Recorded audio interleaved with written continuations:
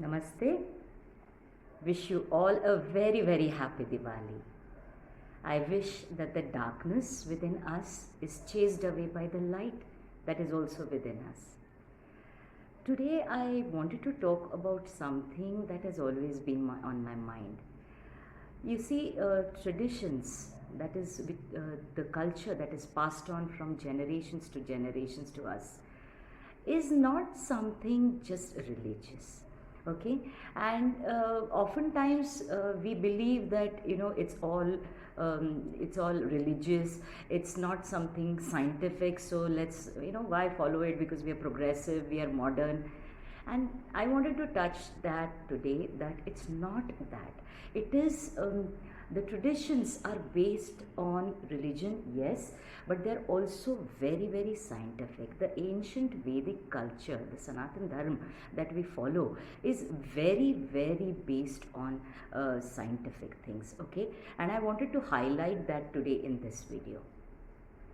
You see, discarding that is not very, very logical if we understand the scientific and profound meaning behind that. Okay, it's deeply spiritual, and it's something that has been it has evolved out of a lot of research that the yogis and the munis did. Okay, so let's look at it, the way it was formed as a lifestyle, as a daily routine. Okay, so if we can try and understand why those things were put into a daily practice, we will understand how profound and how deeply spiritual it is. Okay, and it is for our benefit, and this is the lifestyle change that I'm trying to sort of promote through Atman Mission. Okay, so the first thing is that we'll take it from the time that we wake up in the morning. Okay,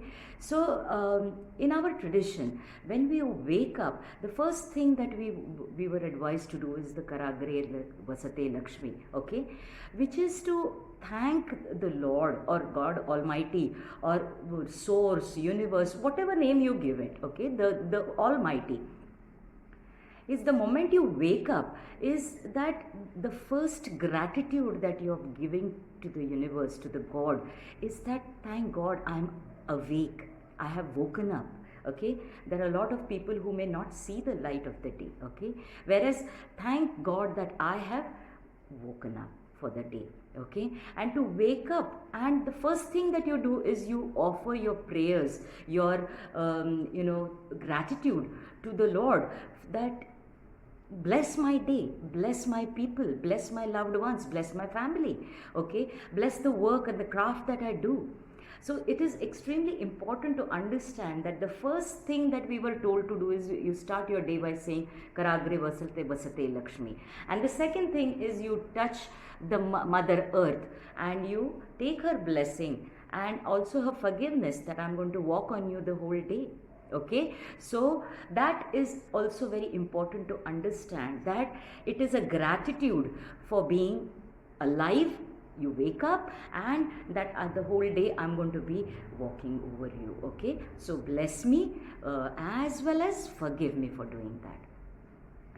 The second thing, as you go along your day, you have your bath, you cleanse yourself, and as you're doing that, traditionally we are asked to chant our mantras and our stotras. Okay, which are all about, at that time, the cleansing and the bathing time, they are about the different rivers, the different pious rivers of India. Okay, so be it the Ganga, be it the Yamuna, be it the Godavari, be it the Kaveri, be it the Narmada, and you are remembering them through your stotras, through the mantras, and you are cleansing yourself.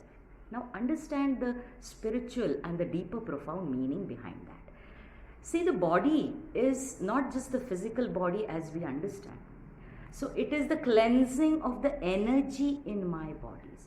So the energy is the spiritual energy, the mental energy, the emotional energy, and the physical energy. So these great rivers, please cleanse my energies in all of my bodies with your purifying waters. So what the concept behind this to understand is that we were aware even then, our traditions, our culture was aware that we are not just the physical body. We are an energy. Our energy in all of our bodies has to flow properly for us to function properly. Okay, to be able to do our karma properly. So in order to do that, cleanse my energies in the morning so that all my energies are aligned and I can begin my day with your blessings. Okay, and after that you do your puja or you do your prayers, which are again, there is in for the men it was the Sandhya Vandani. Okay, so which you would have specific prayers that the man would do, but it is not for him only, it is for the benefit of his family, for himself as well as for his family and his ancestors. So the Sandhya Vandani is done, and then you pray to the god, you say your prayers, you do your puja. Now in the puja also, what is it is cleansing of the sacred space. So we have an altar, we have a mandir, we have a puja ghar where we are offering these prayers. Okay, and it is by lighting a lamp. And in a traditional Hindu family, you will always light the lamp twice a day, at the beginning of the day, at the sunrise, and at the sunset. Okay, which is to say that this light, you're putting in an intention that this light is going to break away or clear away the darkness in my house, in this environment that I stay. Okay, and that we live in. So to take away those negative energies, we also burn the incense sticks, the agarbatti. Okay, which is to cleanse, purify the space in our house. Okay, because we are going to go about our life, that day's life, in that environment. So a puja is not just remembering the Almighty. It's not just showing your reverence to the Almighty. It is also to ask for blessings, to ask for protection, to ask for blessings for the entire people in the house and the entire house. Okay, and then you have your breakfast or whatever it is that you do, and every meal goes with saying your grace, with saying your prayers, where you are asking the God to be present in his energy, to be present in the food that you're going to consume. Because what is the food going to give us? What does the food give us? In scientifically it is proved, it gives us energy. Food gives us nutrition and energy. So we are nothing but energy, and we are trying to draw in the universal energy, the source energy, the divine energy into the food, so that it blesses this body, it blesses the entire energy of my body, gives me the energy to go about my day. Okay, so the prayers are not just religious. When you say your grace, it is to bring in the universal energy, the divine energy into the food that you are consuming. Okay, and then before you leave your house, you always take the blessings of the Lord, of the gods, as well as the elders in the family. You touch their feet, because it is to show that the divinity in me, is bowing to the divinity in you. You are also somebody who is more experienced in age, in experience. I bow down. So it brings in a feeling of humility, of being able to, so you leave your ego there and you touch the feet of the elders and the Lord, and then you leave your house to go for your work. Okay, so it is not religious only. It has been given to us by the religion, yes, but it is deeply profound, it is spiritual in nature, and we need to understand that is the core of the Vedic Hindu culture, the Sanatan Dharma. And you go about your day. Even today, a lot of us, when we enter the premise where we are working, it is not just a place where you are using your craft, your skills, your education. It is the place where you are earning money. Okay, money is again energy.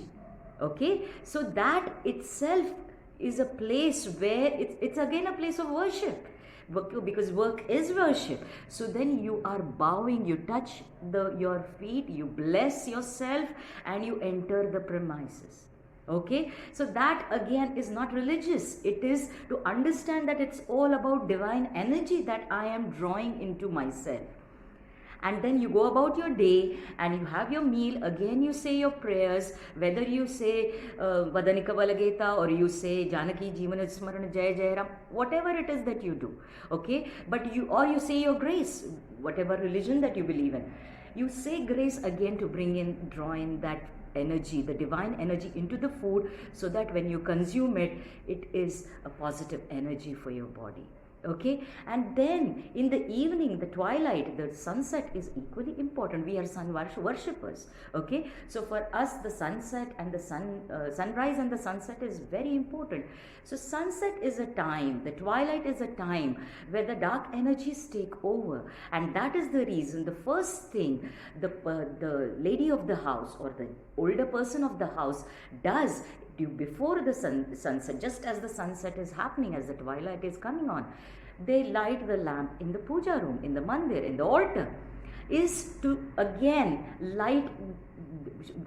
lighting the lamp there to clear away the darkness, and to pray for the light to clear away the dark energies. And that is also the time when we light an incense stick, agarbatti at that time, to cleanse, to purify the space where you are inhabiting, where your family is inhabiting.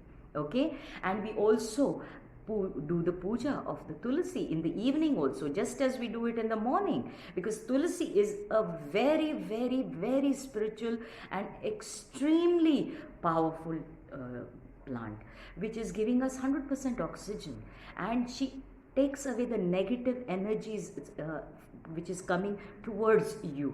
So a tulsi plant is always at the entrance of your house, is because she blocks that negative energy, and that is the reason, because she's taking on those negative energies. We water her twice a day, we pray to her twice a day, we light an incense in front of her and a diya or a lamp in front of her twice a day. And then the men in the family do their Sandhya Vandani. That is, again, they do the particular rituals that they have to be doing. It's not just for himself, but it is also for all his family members, and it's also for his ancestors as the master of the house. And that also has a very deep, profound meaning, the spiritual meaning. Not religious only, it is deeply spiritual.